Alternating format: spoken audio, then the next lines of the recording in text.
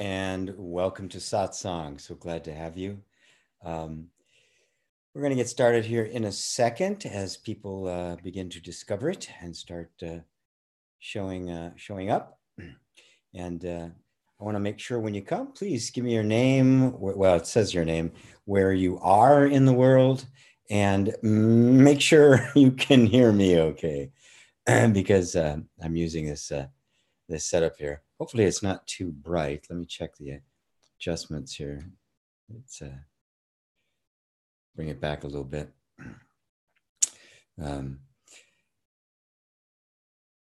So it's so good to be here with you all. I have several questions that have come in via email and through the classes and the like that I'd be happy to go over. But I always like it when people show up live. So I always like to wait a little bit. Also check for other emails that come.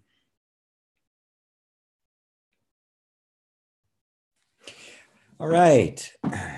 So good to have you here. I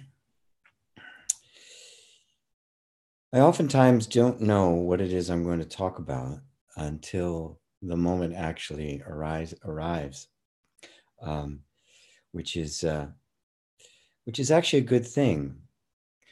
And I encourage more people to take chances like that. I mean, it isn't a chance for me anymore. I've been speaking in impromptu for so long that, you know, I know something's going to come, and if it doesn't, it doesn't really bother me. I sidestep. But I know for a lot of people, it's a very difficult thing. And yet, what is it that we desire most?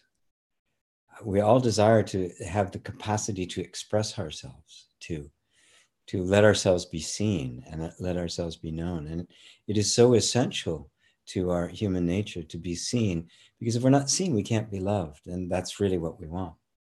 And of course, we're afraid that if we really are seen, we're not going to be loved.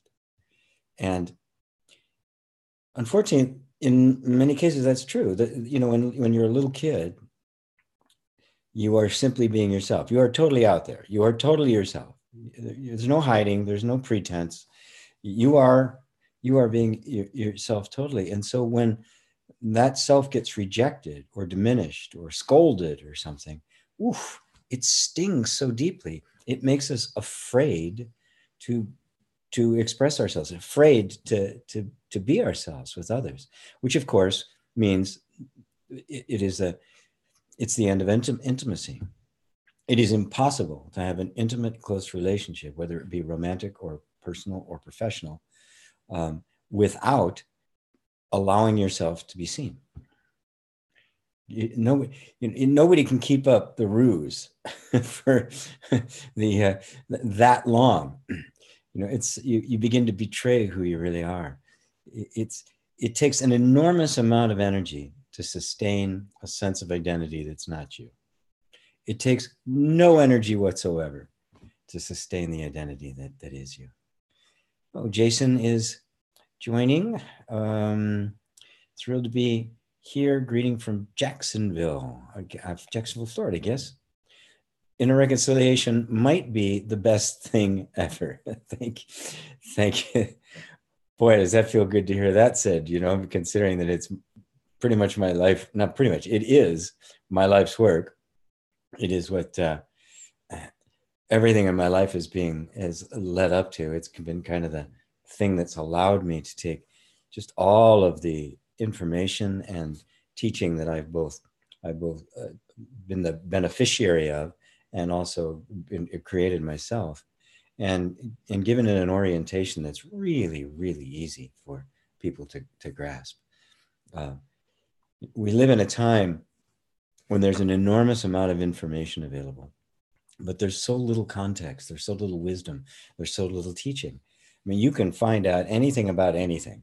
Now you can find out about it, you can get step-by-steps and videos demonstrating how to do it. What's sorely lacking is the kind of inner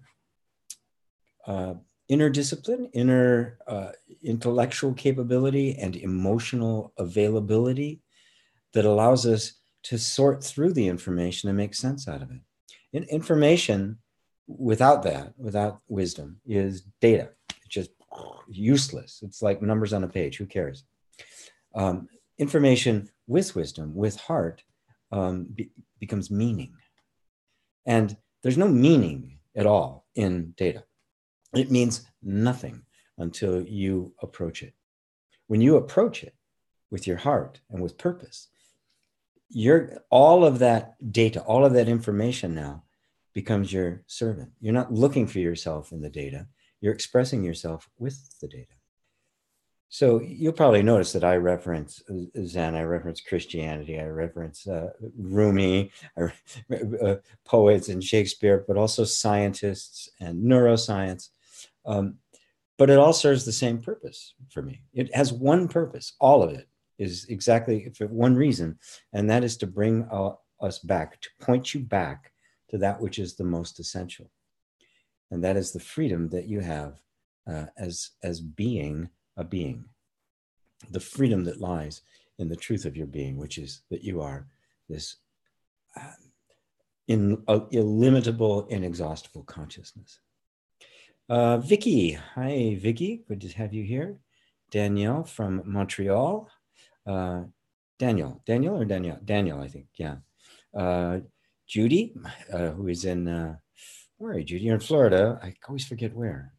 AGP from the other sun. SUN too. So I'm not really sure where the other sun is. Which sun are you referring to? Amy is here. Hi, Amy. Glad to be here. I am too. Hi from Florida. I needed to hear you today. Well, good. I'm glad. When I hear things like that, it makes my heart open, because I really want the search for truth. The search for truth for me started out early because of a rather difficult childhood, to say the least. And so the search for truth was really a search for an end of suffering. It was for a relief from pain. It was not at all intellectual. I am not an academic. I couldn't stay in school if I tried, even though school was relatively easy for me, and I've absorbed an enormous amount of information. But it's only been because I've been interested in it. It's really that simple. Make sure that everything's hooked up. Yeah. It's only because I've been interested in something. If I'm not interested in something, I can't force myself to do it. Doesn't matter how important it is. Doesn't matter how significant it is. I just can't force myself to do it. I have to find, it has to connect to something in here. So when I hear somebody say, I needed to hear you today, I'm so glad, because if you need to hear me, you're going to hear what you need to hear. It's buried somewhere in something I have to say is what you needed, is what you're needing to hear. So if you have a question, Amy, please, something in specific I can address, please bring it up. Pam from Norfolk, UK. Johanna from Jalisco, or Johanna, I think, right? That's the way they say it when it's used as a Latin name. Let's see who else. Oh, great. Amy, dealing with loss on two big parts of my life, relationship and job. I don't want to be attached, but so hard to let go. Just feeling the pain of letting go. Are you talking about a romantic relationship that is no longer there? Or is there another significant relationship that you're having a hard time letting go of? There's a lot of similarities, but I kind of talk to them differently. I've had my share of broken hearts and relationships that didn't go quite the way I thought. So let me know if that was the case, so I can address it specifically for you. I'm assuming the volume is all okay. It's not too soft and not too loud. I've got a new little piece of equipment here I'm using that I think is going to be really good. And I'm hoping you like the new setup here, the new camera and everything. I'm trying to make this as nice for you all as possible. So Amy says, yes, a romantic relationship is over. Was it your doing or his? That's another important question. And got fired from my job on the same day. Whoa. Okay, the world just did get rocked for you, didn't it? Okay. Everybody listening can relate to what you're experiencing. And I urge everyone who is listening to me and who watches this afterwards, let yourself feel that sense of empathy. Let yourself feel that, you know, you may not be experiencing it now, but you probably did, or you might, because it's impossible to get through life without that kind of without these things happening to us. You know, to be spiritual doesn't mean you're immune from the ups and downs of life. Maybe it was for the best, the other son says. It always is eventually. It never feels that way when it happens. And first thing I want to do is explain why that's the case. Buddhist Brain says, great to see you without the microphone blocking your face. Yes, the microphone is right here, right underneath the frame, so you can't see it. We set it up differently. Amy says, he was a narcissist, I found out. Oh, that's familiar with that one. That was kind of, my mother was borderline psychotic on that. Not saying, the other son, not saying I wouldn't find difficulty in it. W says, hey W. First off, the first thing to do is allow yourself to fully be present with everything that's going on in your feelings. It's always a shock when we discover someone we love and we see them in a certain way, and then their character, they're a truer part of their character, or a part of their character that really doesn't contribute anything to the relationship, as a matter of fact can be a bit destructive, begins to emerge, as it eventually will. And if he's a narcissist, they're really, really adept at hiding it. They can seem very charismatic and sociable and caring for you, but they're really just setting you up to suck your energy. And believe me, they don't know they're doing it. It's a habitual pattern that's been in place, that this is just how they've manipulated life and gotten what they wanted. They don't really realize that that's what they're doing. So don't have a lot of anger. Well, you could feel anger. If that's the anger that comes up, then let that come up, because anger is a very powerful emotion that we feel when we feel vulnerable or violated. And so don't be upset, and don't, beat yourself up for not being spiritual if you have images of putting this guy in a blender and turning it on, right? It's okay. It's okay. Just let the energy system do whatever it needs. There's nothing. Grief is one of the most powerful and quick self-correcting mechanisms the nervous system has. We don't know that. We think grief is to be avoided, pushed away. I shouldn't be grieving. I shouldn't be attached. Me even said that. I know I shouldn't be attached. And Buddhist Brain says, Amy, our hearts are with you. You have a lot of support here. Thank you for that. And that's coming right from Buddha's brain too. So that's got to have some weight behind it. So grief is how the nervous system, is what it feels like when your nervous system is processing an irrecoverable loss. If you let that happen fully, make no restrictions on it, let the body do whatever it needs to do, moan, cry, whatever it needs to do, get angry, pound things.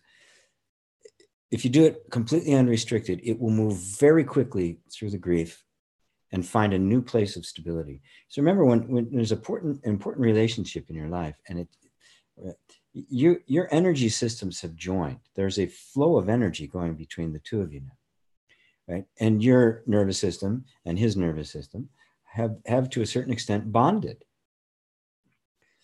And so everything you do affects him, and everything he does affects you, right?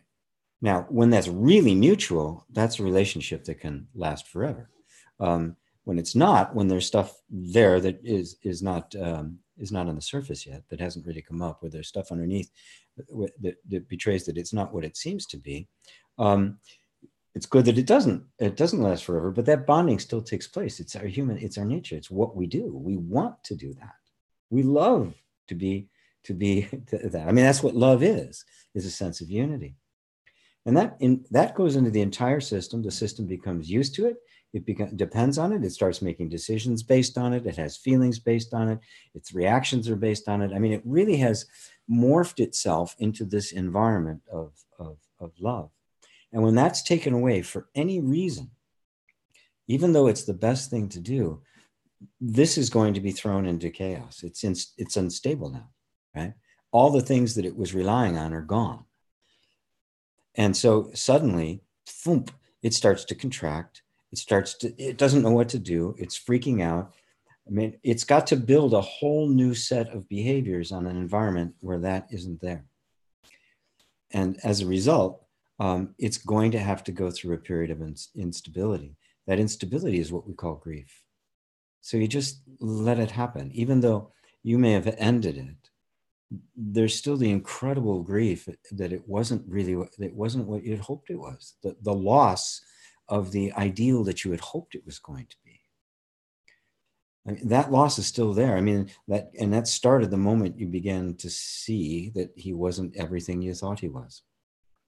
And the system began to naturally recoil because, you know, it can't trust it now. Something very fundamental has been violated. Now, losing your job, you said you were fired, let go. I mean, was it nasty? Was it horrible? I mean, or was it just, you know, sorry, we don't need you anymore. Let's see. Yes, he was all of those. Yes, he was all of those things. Vicky says, GP, something you mentioned during Dr. Molly's interview. Oh, you saw me in Dr. Molly about the nervous system to be triggered. Oops, got to scroll back up.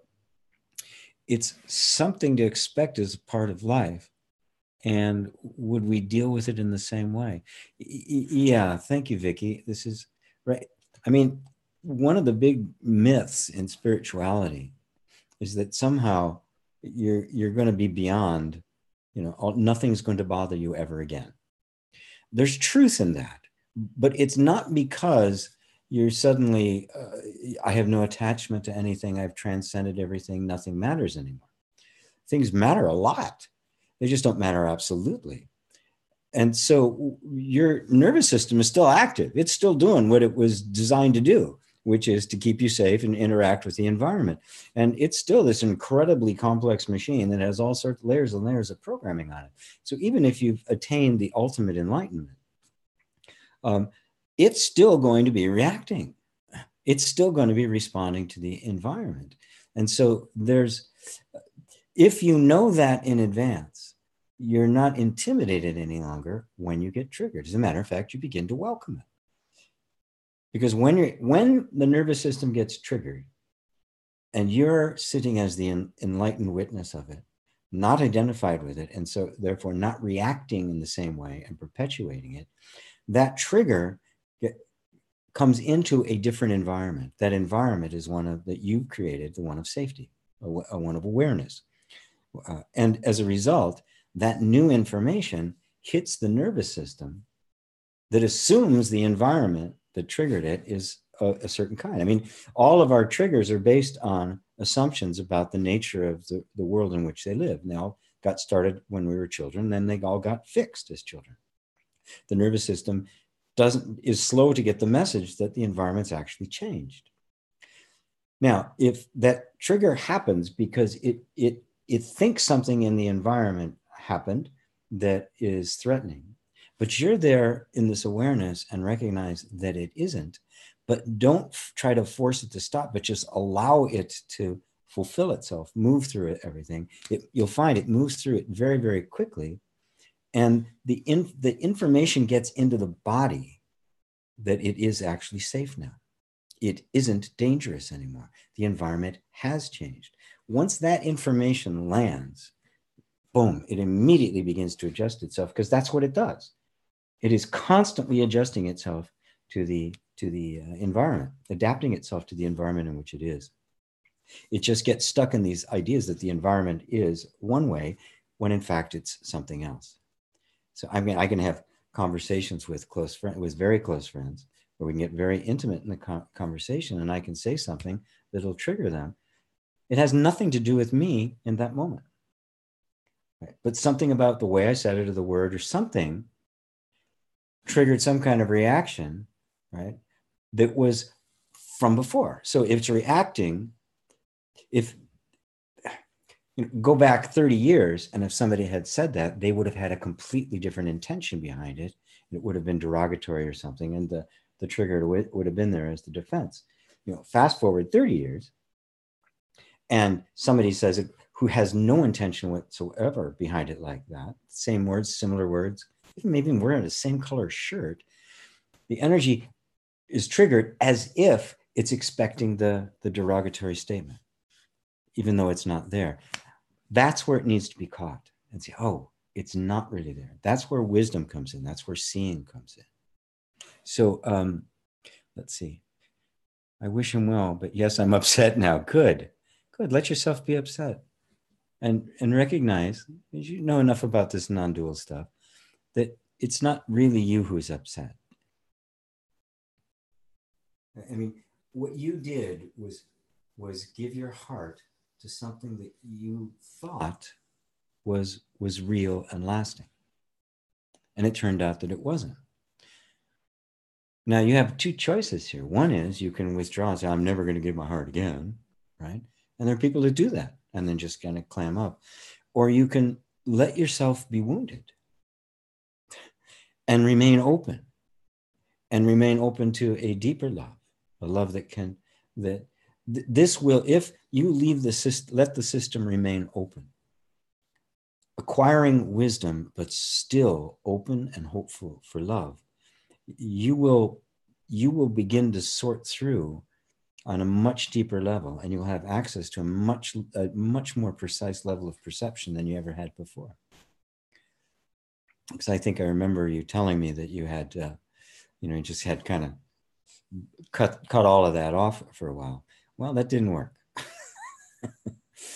It's not that I'm saying go run out, and get into another relationship. It's just allow yourself to want what you want when you want it. To me, that's the wisdom of spirituality, is allowing yourself to want what you want when you want it. And if you allow the desires to arise and recognize that they're innocent, and everything you desire in your life is actually coming from the true self, it's not a personal possession, and that it has within it all the capacity that it needs in order to fulfill itself, you kind of take your hands off of it and you'll cherish it and you'll enjoy the desire and you'll let it mature and you'll let it get clearer until it actually is clear enough that it finds the right fulfillment for it. And that's when we have that experience of I call it a soulmate or something like that. But that's what it feels like, right? Because everything lines up, and it isn't just, oxytocin going off in the brain, right? Whoa. Let's see. Okay, thank you. I will let it do its work. The body. Yes, absolutely. Yes, sounds familiar. What the body has done. The body got addicted. No. Well, yes and no. You can look at it as addiction, but that's a real pejorative on it. It's love, right? It's not heroin. I mean, our nature is to bond. Our nature is to seek community. Our nature is to bond together and form lifetime relationships. It's our nature to do that. We just live in a time where there are no rules about it anymore. It used to be enforced by a culture. It used to be enforced by nature, right? It's just the way it worked. You bonded for life because survival depended upon it. Then it was enforced by culture. And now for the first time ever, it's being enforced by our own conscious decisions.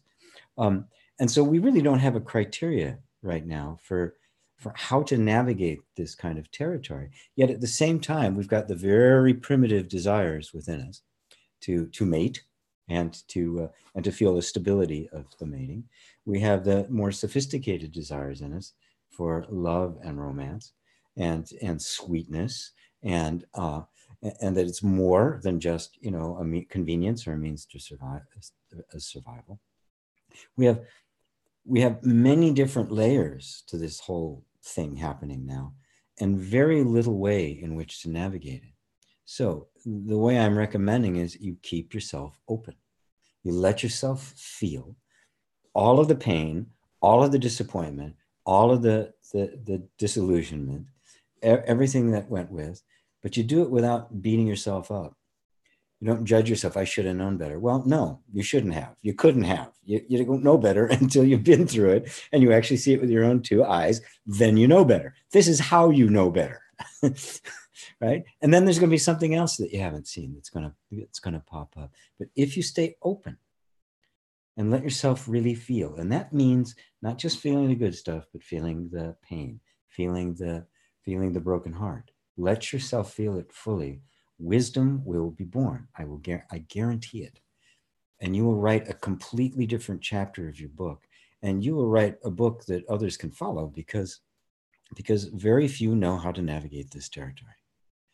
It used to be enforced by the culture. This is what you did, that you follow these steps. And a lot of people, they do. They fall in love, they get married, and they immediately fall into the same pattern before because they're not really free. They're not really outside of that pattern. And when they find themselves in this mix, they just kind of revert back to what they knew. All of the creative energy goes away. I highly urge couples to study Tantra, how to be intimate, how to actually honor each other, because that's how you get to a different level where that freshness remains and you don't fall back into the enculturated patterns that are deadly. Nobody has fun there. Nobody. Okay, thank you. Let it do its work. Yes, sounds familiar. The body is done. The body got addicted. So it's not an addiction. It's a very natural attachment we have. It's just that we live in a time when things are not what they seem, and we get attached to what we think it is. Never be attached to what you think it is. I mean, Buddha made a beautiful statement about attachment. He never said to not be attached. He said, don't be attached to what doesn't exist. Duh. It was not attachment per se. It was not love. It was not the kind of bonding that we feel. Don't be attached to something that doesn't exist. Right? You want to see clearly. When you see clearly and you're seeing things as they are, of course you're going to be attached because you can trust them. So it's not an addiction. And don't ever hear me, let me hear you say that again, because it's not. It's love. It's the heart. Carla said, hi to GP and everybody. Sorry I'm late. Problems with my Wi-Fi from Mexico. Well, we're glad you're here, Carla, and you can go back to that. When the replay is up, you can go back and pick up what you meant. Message retract. Oh, you took back your message. Oh, I would have loved to have seen that, Amy. Now, let me go into the job part of it, because that's really important. Again, the first thing to do is to let yourself feel the loss, right? That's a big deal. When you lose a job, it's well integrated into your life. It takes a big chunk of time. And it also strikes right at the heart of our ability to survive, because the survival mechanism now depends upon our work, which is why it's so very, very important. So be completely and totally with that. If you don't let that run its course and you just get immediately into getting another job or getting the resume and all of that, there's not going to be enough energy to really show up for whatever's next for you. And there is something next for you, right? That's a fact.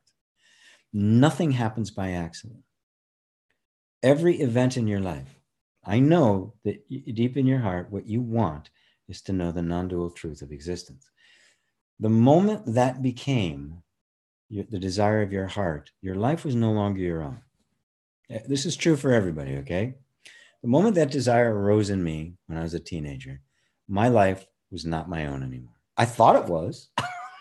I had all my ideas. I was going to be a rock star, and I had all these ideas about what it was going to be. But much later, when I actually saw the way my life went, the way it was going, the things that it led to, the things that I got to see, I realized that I wasn't in charge of it.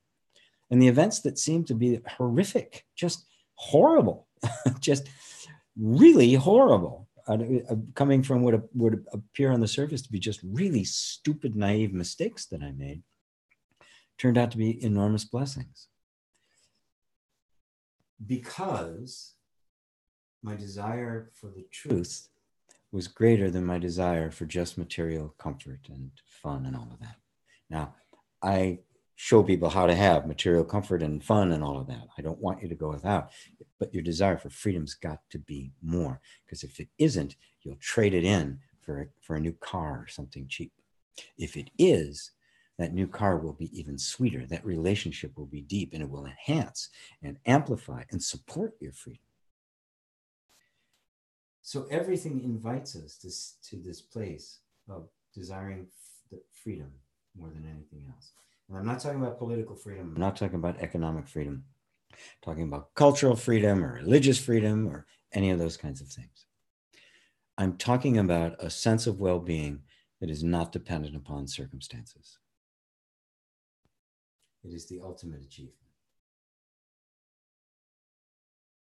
When you feel a sense of contentment, of wellness, of love and compassion that is unmoved by what happens to be going on in your life, you are free. It means your inner world is independent of the outer world.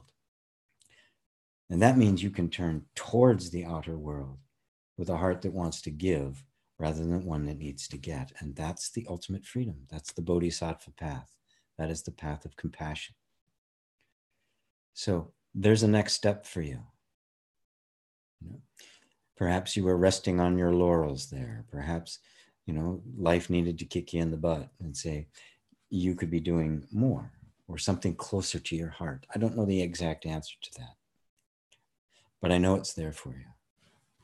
So Vicky said, thank you. That was very useful. I needed this knowledge 50 years ago. We all did. We all did. Yeah. Johanna, I had this observation today. My desire to get rid of what I don't like, this desire for my perfect world, is really anti-life. Bit of a shocker, isn't it? I actually need all these things in my life that I don't like. Yes, you do. Yeah. Ultimately, what you find is that life is just life, that our likes and dislikes are all made up. They're all based on a sense of identity, a sense of feeling afraid, a sense of not wanting to really engage. And little by little, all of that just appears, and you find that life is always flowing beautifully, even when it's difficult, even when suddenly you lose everything. Amy's just that's a big loss. Your relationship and your job on the same day. That's a huge loss. Life does that. A very good friend of mine who runs EFT Universe was in those fires in Northern California. His house, and out back of his house was the building where he had his old business. They barely made it out alive, and everything he owns was gone. I mean, he's a well-off guy, and was living in a shelter for a while. Those of us who knew him were helping him out to help him rebuild and get going. He woke up, right? Saw the lights. Well, it's coming very slowly. Walked back. About 10 minutes later, he walked over, looked again, and it's like, we're getting out of here. They grabbed a few clothes, they got in the car, and they literally went out right in front of it. Boom, like that. Everything you have can be devastated, just like that. There's no insulation from that. The spiritual path is not a talisman that wards off bad events. They try to sell that kind of stuff to you, like the law of attraction and the like, and it's all you're thinking. It's not true. Life happens. And in that life happening is where we really grow into who we can be. If life doesn't demand that you take a step up to the next level, you're not going to do it. If you want to manifest something in your life, and it really matters to you, it's really a desire, and you cherish that desire, life is going to bring to you circumstances and conditions that will grow you into the level of beingness and the level of wisdom that can receive that desire. We think we're going to be here, we're going to concentrate raise our vibration, and then this thing is going to come to you. It can't come to you. The only way to raise your vibration is you've got to grow in character. And the only way that happens is a genuine interacting with life. So life is benevolent. It's always benevolent, even when it kicks you in the ass. It's a very It's a very nice kick in the ass. It's not trying to destroy you. It's trying to get you to grow. And so all of these untoward events in our life can be welcomed. And then eventually you see your perfect world isn't perfect at all. I mean, if everything was exactly the way I wanted, I'd be bored. You'd be bored.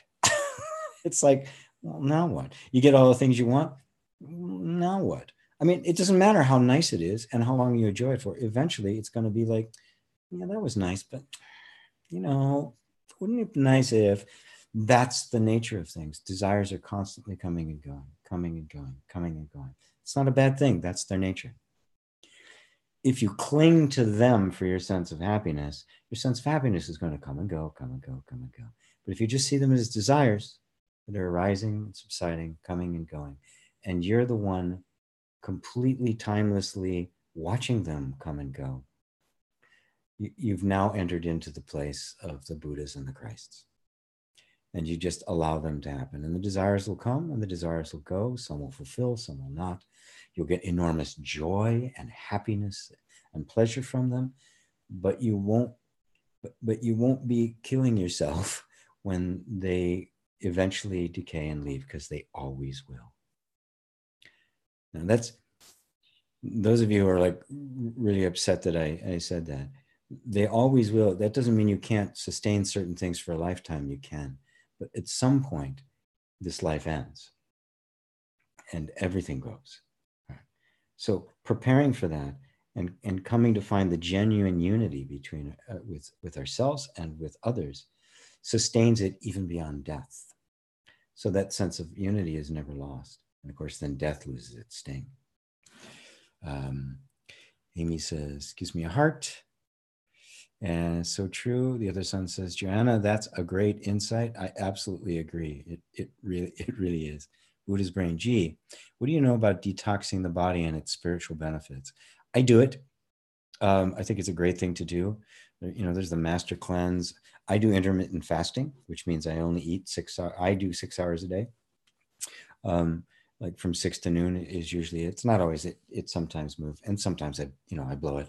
I'm not fundamentalist about anything. Anytime you completely remove sugar from your diet, gives your pancreas a rest because it's working all the time. And, historically it didn't do that. So anything that makes your body feel better and is more functioning is going to support your spiritual growth. It's, the less energy that's going towards, pain or something in your body, the more you have towards, spiritual inquiry. So is it absolutely essential? No. Can somebody who's really, really chronically ill with something they just can't cure, wake up? Absolutely, yes. So it's not 100%, but boy, you sure feel a lot better if you do it. You sure take a lot better care of yourself. There can be a more mental clarity and the like, and more mental precision. You still need to know what to do with that clarity and focus and precision. And that's, of course, that's what the real teaching of spirituality is. But I eat very well. I don't eat crappy food. I don't eat any processed food whatsoever. No refined sugars at all. I mean, all of that stuff is out of my diet. I will occasionally I'll have the occasional pizza and beer, and thoroughly enjoy it. But it's not my main menu. So I think it's a great point. Anytime listening to your body, inner reconciliation is about listening to your body. So is spirituality. Listen to your body. It'll tell you what it needs, right? And it's probably not going to need that second piece of fudge cake. Probably not. Thank you for your assistance. Oh, Amy, thank you. Please keep in touch. We can help. Happy to be there for you during this. Joe says, hi, GP. Can you tell us what you know about Robert Adams? Robert Adams was a very interesting character, a fully awakened being, a student of Ramana Maharshi with a great New York accent. And was just wonderful to listen to. I've listened to, I think, everything that is available. There's not a whole lot, but I've listened to a great deal of it. and very inspired by him. I think even Papa G read some things from him at some of his satsangs. So he was a true master, and you can pay attention to what he has to say, and take it as being words of truth, because he was the real deal. Ann Kaufman, yes. February 2015, lost all, but our lives and cars. Oh, lives and cars. I remember that, Anne. Yes, in a fire. Now in a house of my dreams, with much less clutter, but it was a hard year. Weird to run around in other people's clothes.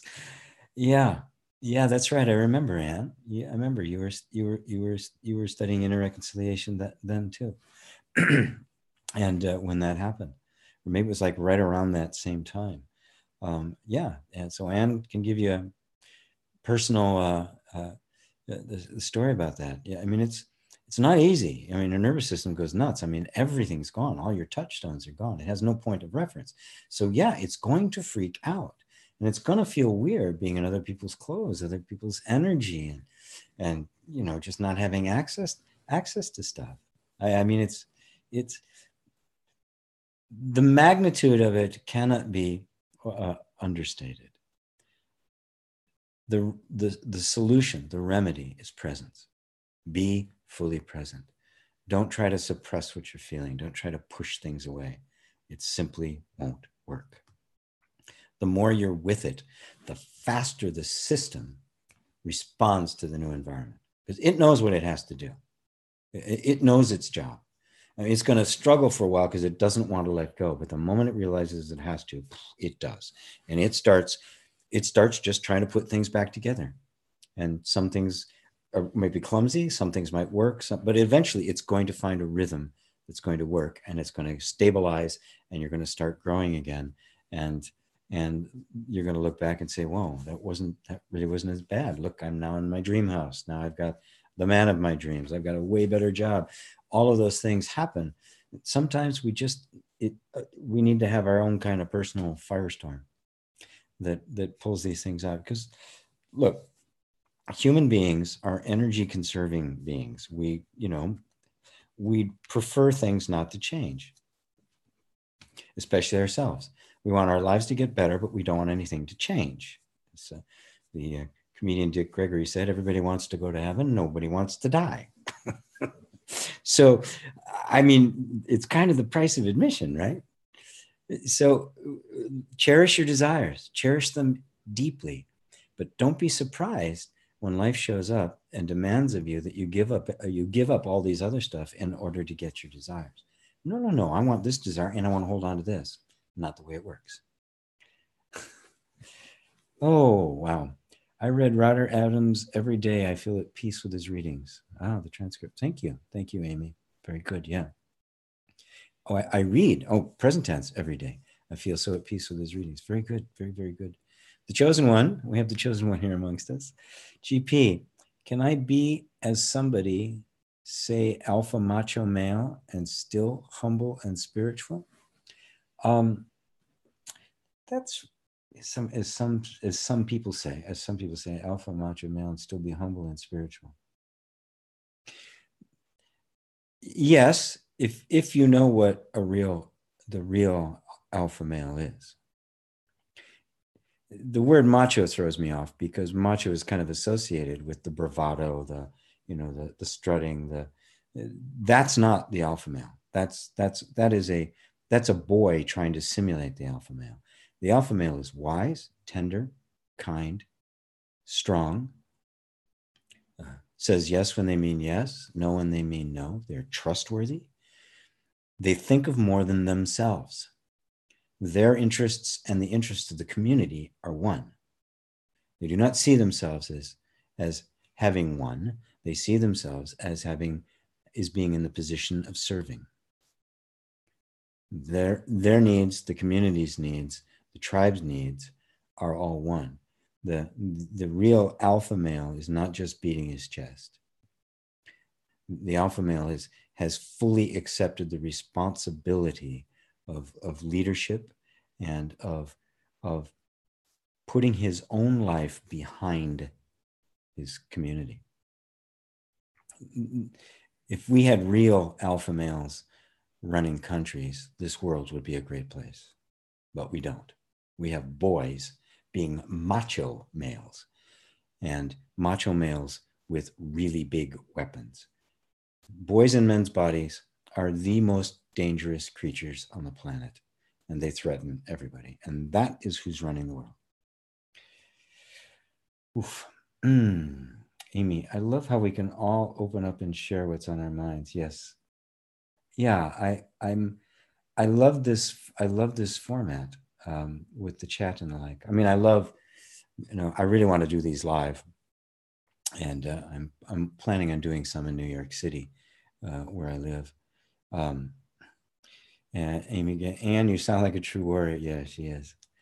Alpha macho male is concept from Joe F. Yeah, but there are some. Yeah, it is. But there are some characteristics that really typify the masculine energy.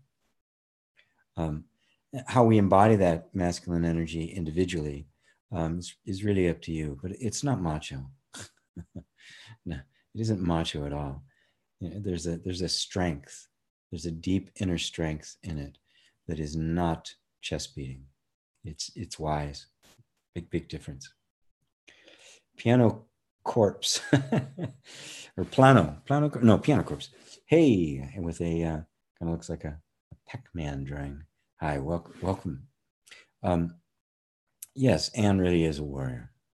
And Amy, yes, I was saying that I love doing live, but in the live, or even when I'm doing a group coaching as part of the teaching at the institute, it's more working one at a time on people. This chat thing is very nice because we all kind of begin to form a sense of community, which I don't even get working with a live audience unless it's a longer workshop thing and I can break off from groups and do stuff like that. So there's an advantage to the chat that I really like, although I love talking to people. That's all, folks. Says, if we're all one and free already, does it even matter what we do or don't do? Yes, it does. Does it matter that you came to this or not? Does it matter that you eat? Does it matter that your girlfriend or your boyfriend is happy? Does it matter that you have enough to eat and that other people have enough to eat? The non-dual approach is not a checking out in life. It isn't. It is the power that fulfills life. We wake up to the truth that in fact we are already one. We are already free. The utter overwhelming relief of that we don't have to attain it, that it's always been the truth, but we thought we were something else and have suffered from that delusion internally for lifetimes, is just the most enormous relief. Awakening is not an event, it's an awakening. When you wake up in the morning from a dream, oh, it was a dream, and the whole thing just vanishes. But does that mean the next night you don't dream? You just see that meaning and importance and purpose are not absolutes. What I'm doing right now has meaning for me, and hopefully it has meaning for you. Is it important? You tell me. It's important for me to do because this is what I do. Is it important for you to hear? Well, you're the one that has to decide whether it is or not. But in that moment, importance is created. Is it absolutely important? No. And this is where people get confused in the whole non-dual thing. Well, if I'm already free, nothing matters. In absolute, nothing matters. But today, this matters. Right now, this matters. If you and I are having a conversation over coffee, it matters. Whatever you do, it matters. You doing it makes it matter. And now you realize that you are creating meaning and purpose and importance every moment of every single day. That's godlike. That's how you create the universe. That's how you make life. That's how you are really one with life. So to just say, oh, it doesn't matter, is to put yourself in the absolute, and it's a dangerous trap. Don't go there. And you'll hear it. When you become aware of this, you'll hear it when you hear Advaita teachers talking like that, and you'll feel it. It's missing the juice of life.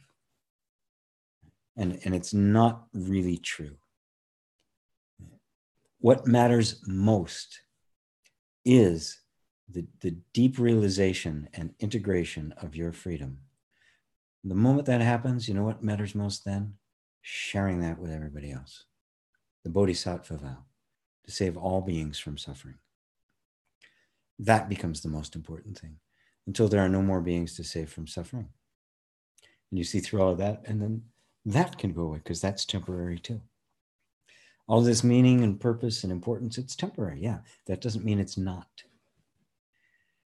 People like to say that about relationships. Oh, romantic relationships, they're not important because they're transient and temporary.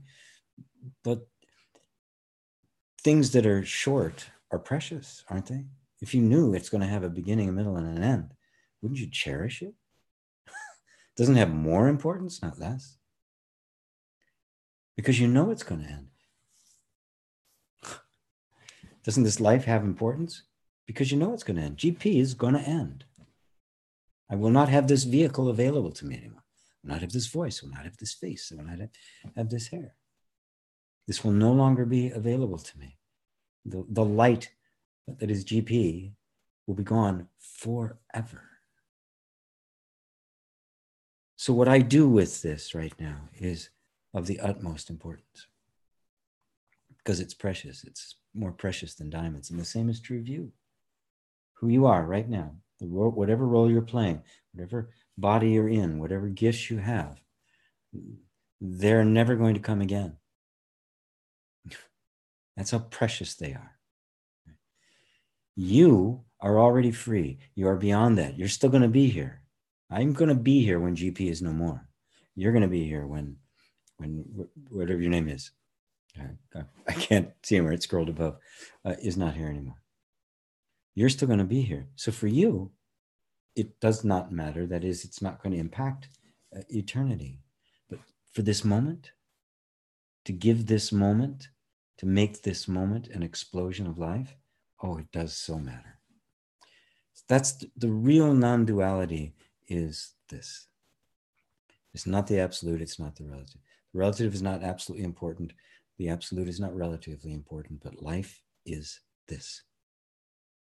To quote Nisargadatta, he said, to know that you are nothing is wisdom. To know that you are everything is love. Between these two, my life flows. So let yourself flow through both. Let it be important and not important at the same time. Then you're truly seeing through the eyes of the Buddha.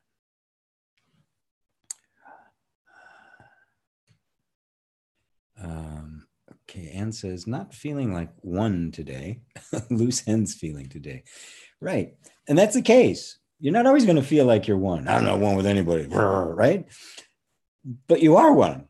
Even when you feel that way, this is the wisdom that comes. This is what gives us the freedom from just the reactive patterns.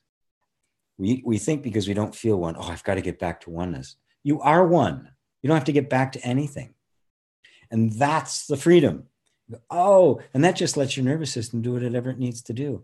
And of course, eventually it will begin to respond to your contentment in that oneness, and it'll reflect that contentment, and your life will be built around that. That's what the nervous system does. And so this entire mechanism of the human being becomes a servant to the expression of the true self. And now the word is made flesh, as they say in the Bible. Heaven has come down to earth. This is how it works beautifully. Oh my, all of a sudden a flood of questions.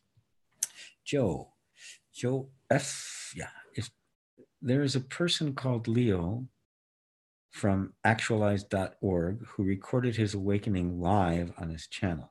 I recommend you check it out. Give us a link to it. I'll check it out. Interesting. recorded his awakening live. I mean, was he walking around 24/7 with like a GoPro or something? I mean, how do you know what's going to happen? Do you like schedule it? It was on his day timer? That's interesting. I'd never heard anything like that before. So, actualized.org. Okay. Well, I will check that out. That could be interesting. Chosen One says, I'm asking about this alpha male stuff because I'm not sure what should I do if somebody tries to intimidate me. Ooh, should I fight back or just be with it as you say, because that's not who we are? Well, first off, get yourself out of environments where people are intimidating you, where people are trying to intimidate you. People will try to intimidate you if you're intimidatable. You're not going to be able to become unintimidatable by becoming an alpha male type. I mean, you're just kind of meeting force with force. You know, that's kind of the idea. And that's why they try to sell guns. Well, everybody should have a gun then, right? They're gun violence, so everybody should have a gun.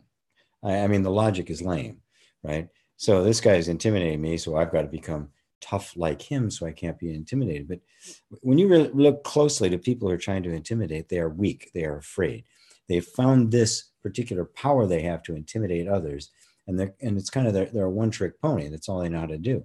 They don't know how to be sensitive. They don't know how to be intimate. They don't know how to be close. They don't know how to actually feel. They're afraid to have anybody come in. They're afraid to have any kind of closeness. They're afraid to be exposed. They're afraid of their own vulnerability. But vulnerability is a fact. You can't get away from it. You want to be a powerful male? Get in touch with your vulnerability and live into it. You will find a power and a strength that you never knew you had. And it's all in here. And then you cannot be intimidated. Threatened? Maybe. Maybe they can physically beat you up. That's not the same thing, right? Maybe they can, you know. I can't fight that very well anymore. This body doesn't do it. I'd go down in a second. It'd be a very short fight. But I'm not intimidated, you know. That's what they do. That's what they do. They can't touch me. They can't touch my strength. Right? So you're on the path to being that alpha male, but the path is a deeply spiritual one, and it lies on the other side of complete ownership of your vulnerability as a human being.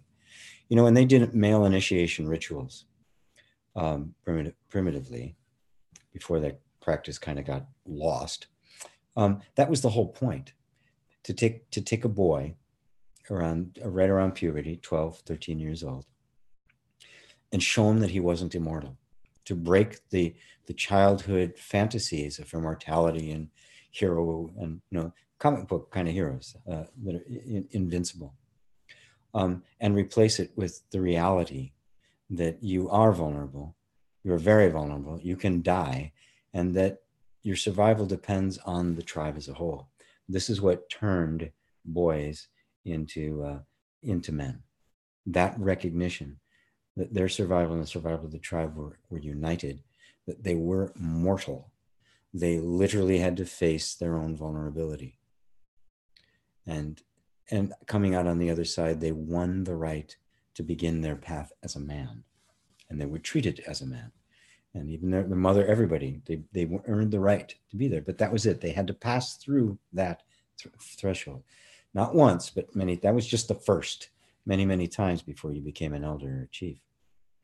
So that's what's really being invited. You're being intimidated. Go right into the vulnerability you feel from that intimidation. You know, humiliation, degradation, physical pain, being made small, not being able to participate, right? Being the bottom of the totem pole, but don't fight on those terms. Take in all of that vulnerability, all of those fears. If you face it in here, you won't have to face it out there. Joe F. That's only possible because of the belief of separation. Maybe work on yourself, learn who you are, and that will dissolve. That might in turn affect the other person. Joe, I guess you're referring to what he's talking about, the alpha male. And yes, all of it arises from the feeling of separation. We can't intellectually do away with separation because it was felt in our bodies, in our nervous system, long before our mind saw it as a spiritual idea. It was felt. I am separate. That I am separate didn't come as a thought. It came as a clenching in the body that for the very first time, it knew its own mortality, its dependence. It felt separate and that it now needed to get things from the environment. Where in the beginning, little children, it's undifferentiated. We don't have that. Something happens over time. It's part of nature. It's how we develop. We have to have the fall in order to rise to sagehood. We have to. Right? But that sense of separation is, as Joe points out, that's the essence of everything. That's the original trauma. It is the fall. And everything comes from that, all the need to defend ourselves. If we can begin to approach that, and when I urge you to go into your vulnerability, that's where I'm taking you. Through the vulnerability, you get right to the essential thing, and that is that sense of being separate. It isn't true. It isn't real, but it has been implemented in every part of your nervous system as if it was true, and therefore it is felt more than thought. We start with the realization in our minds that, I can see it. I can see exactly what happened. I can see the fall. I can see the characteristics. I can see that we're not really separate. That vision, it first comes cognitively, then can begin to move into our hearts, where we can begin to feel it. That's what I invite you with allowing, to really feel your own body, feel the pain, feel the discomfort, feel the fear, feel it. Don't fight any of it. That's how this truth comes into your heart, and your feelings now get brought under the umbrella of this vision that I'm really not separate. And that can begin to communicate your feelings, so you can begin to feel like you're not separate. You can actually begin to feel connections, and a vision of oneness can actually penetrate deeply into your heart. And from there, it begins to expand into your life. It really begins to embody itself and express itself in your thoughts and your deeds and your actions and your decisions and all the things. Then the entire continuum of mind, body, spirit, and all of that now becomes this beautifully functioning circle. And little by little, the vision sinks into the heart and into the life almost instantaneously. The lag time becomes very, very simple. And that's where you get things like Jesus turning water into wine, or miracles and that sort of stuff. There's just no separation anymore. There's no gap. It just flows because there's nothing restricting it. But the process of uncovering and alleviating and removing all the false beliefs that are restricting us, everybody's got to go through it. Buddha referred to it as the personal realization of Buddha knowledge. It's such a perfect way to put it. Yes, it is an absolute truth. We are not separate. You are free. But he referred to the personal realization of that truth. The Buddha knowledge is, yes, you are the Buddha. You are the awakened one. You are already free. That is a fact. Now, we need to wake up to that and have the personal realization of that. Yeah, that's what the spiritual path is. Intimidation is ego-based, illusion of individuality. Absolutely. Yeah, absolutely. It's to be an intimidator. That's how he compensated for his sense of separation. That's who he became in order to mask that, in order to hide his vulnerability, in order to keep his weakness from the world, because that's what the separation does. It turns us into these beings that are just struggling to get what we need for the world. He learned how to do that. And so he does. That's his, he's the one trick pony. Jonas says, can you say something about inner reconciliation, and especially what typically happens when the healing phase comes to an end? My life has focused on healing for a long time. The phase seems over now. Love from Sweden. Wow. Yeah. When we're in the midst of something, it can be chronic. Anything that lasts for a while. The body has to adjust to it, right? It just has to, right? It's the nature of the system to just, well, if things are always the same, it accommodates it, it pulls it into the mix, and it responds to it. It makes it part of the pattern, and it assumes that it's always going to be there, and it affects everything. The sense of identity is influenced by it, and you have a new sense of self. You have a new sense of who you are that has been influenced by that.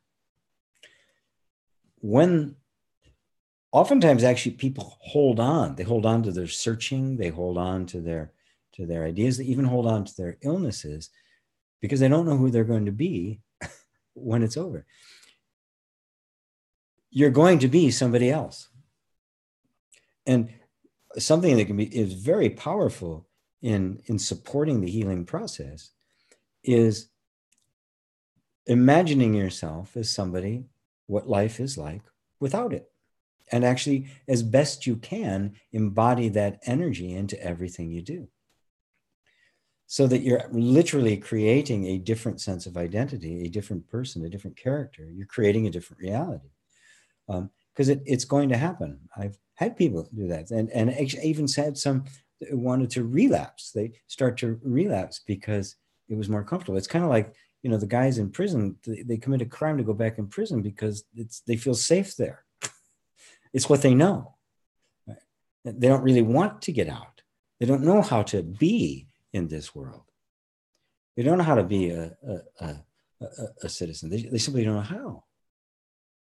And we get in that same place. When anything happens long enough, it gets integrated into the system. It has to, right?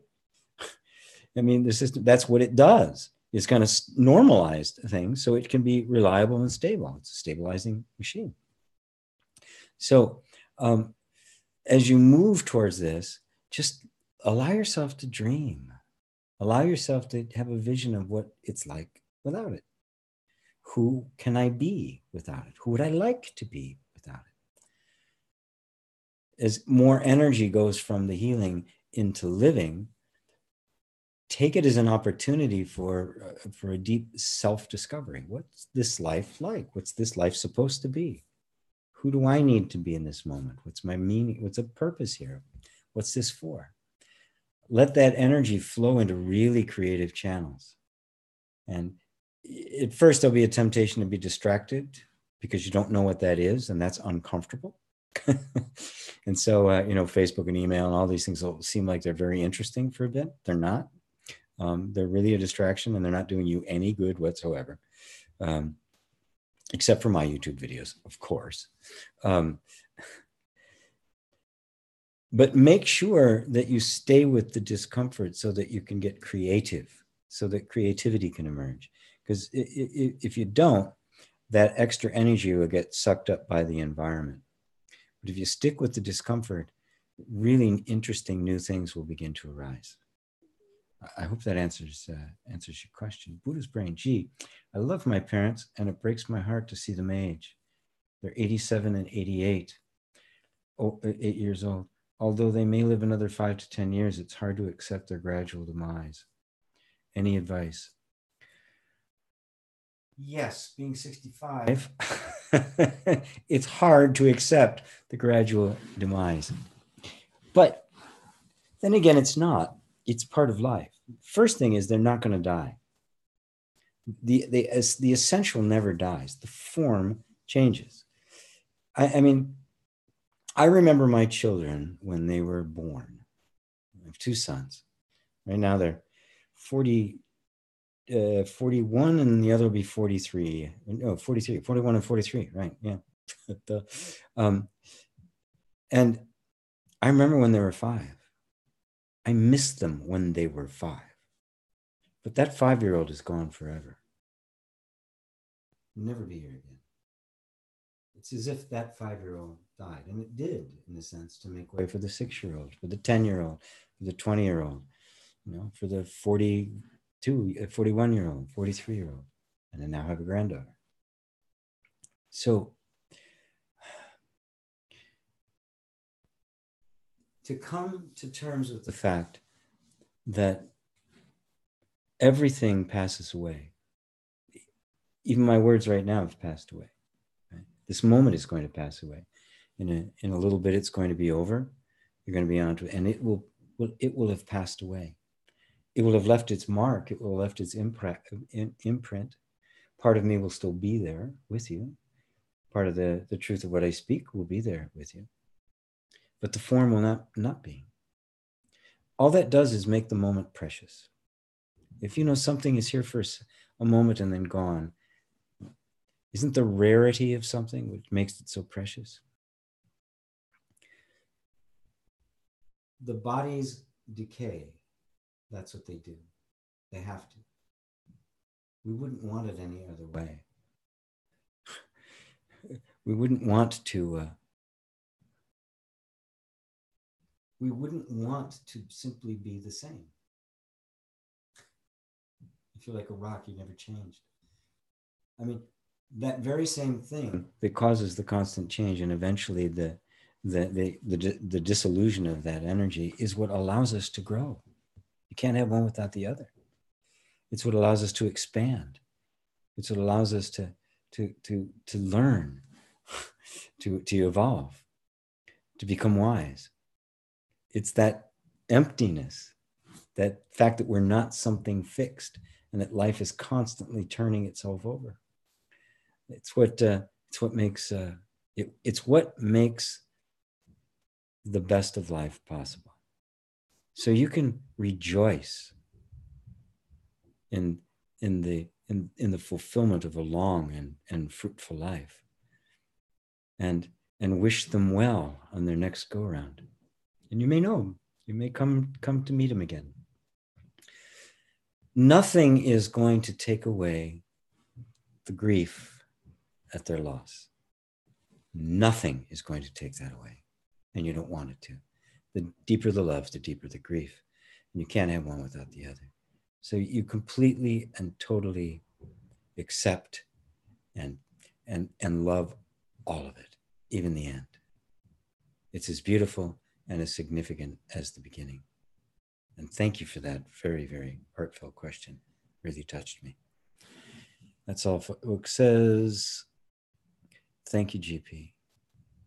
Joe says, Ramana Maharshi, when asked what would happen to him at his death, he answered, I'll be right here. Where would I go? Yeah, as long as we don't, we don't look at don't look so much at the form, which we do. That form's not going to be there anymore, and that is a loss, right? But they're not gone. Right? They're right here. As Jesus said, I'll be with you always, even unto the end of the world. It wasn't going anywhere. Buddha is still here. They're all still here, right? Not in a form, which is why our minds can't comprehend it, but their presence is still very much here. GP, unfortunately, can't link to the link here, but if you search for enlightenment experience happening in real time live, you'll find it. Great. Thank you. Thank you for that. And Piano Corpse, the process of being thankful for everything in your life, especially the things which give you huge anxiety or cause a lot of anger, is actually pretty hard. Anyone have some advice? Yeah, don't try to make that happen. This isn't like make a gratitude list. I'm grateful for all these shitty things that are happening to me. It's disingenuous. It's not going to work. So, so it's okay, right? What I teach instead is see. True seeing. When you see something as it is, your heart automatically opens with gratitude. Focus on seeing things as they are. It's okay if you're feeling like, God, this is really hard. Yes, it's really hard. I've been through a lot of stuff in my life that was really hard, and I'm not going to say it wasn't hard. Even though it led me someplace good, if I had it to do over, I go, I'm not sure I want that, right? So it's hard. Hard is hard, right? And don't try to twist yourself into not saying, I got to be grateful for this. It's really crappy, but I got to be grateful. It's not going to work. It's not truthful. Just own, I hate this. It sucks. There's more power in that than all of the gratitude lists in the world. I hate it. It sucks. I'm allowing it to be here. I'm letting myself feel. If you do that, gratitude will come, but it won't be manufactured. It will be genuine, and you'll recognize it when you see it. Ooh, oh, 5:16. All righty then. Questions have slowed down. I've slowed down.